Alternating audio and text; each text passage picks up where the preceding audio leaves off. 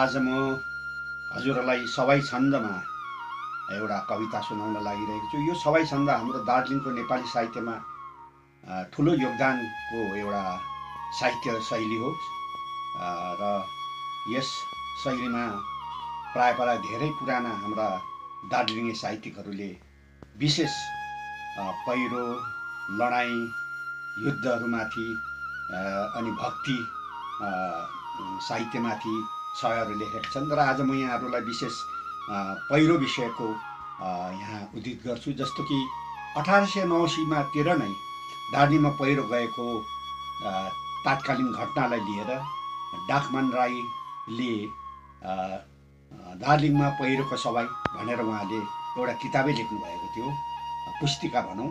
र त्यसको ठिक 10 वर्ष पछाडि फेरि हाम्रा अर्का धुरन्धर सवाईका लेखक पहिरोको सवाईमा लेख्नुहुन्छ दिलुसिंह राईले। त्यो पुस्तकको शीर्षक थियो विक्रम सम्वत 1956 सालको पहिरोको सवाई भनेर उहाँले लेख्नु भएको थियो। यो विक्रम सम्वत 1956 साल यो अब यो अङ्ग्रेजी हाम्रो इस्वीमा यो अर्कै हुनसक्छ, यहाँले त्यसलाई परिवर्तन गर्न सक्नुहुन्छ। र यो एक सवाई चाहिँ हाम्रो नेपाली साहित्यको एक धरोहर शैली हो र यसै शैलीमा म आज यहाँको समक्ष यसपालिको पहिरोको पुस्तिका त होइन, सानो एउटा छोटो कविता सुनाउन लागिरहेछु, र सुनिदिनु होला। पहिरोको सवाई। पहिरोको ओहिरो आयो यही 4 अक्टोबर 2025 साल दार्जिलिङ वरपर। चारैतिर ज्यानमाल सम्पत्तिको क्षति, प्रकृतिको प्रकोपमा मानिसहरूको दुर्गति।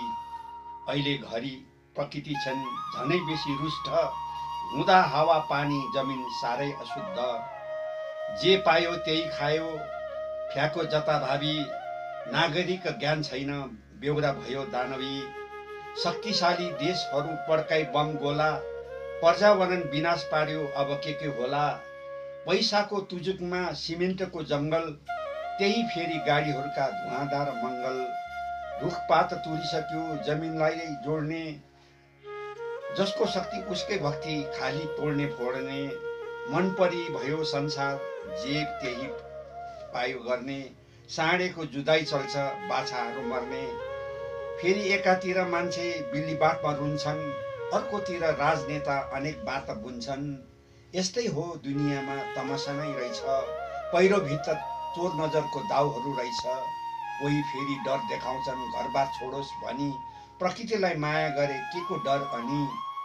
खुसी हुँदा आत्तिने नै दुःखमा डराउँछन्, दुःखमा नआत्तिनै साँचो जीवन धाउँछन्। यतिमा नै टुङ्ग्याउँछु है पहिरोको सवाई, लेखन्तले हात जोडी माग्छ अब बिदाई। हजुर धन्यवाद हजुरहरूले सुनिदिनु भएकोमा।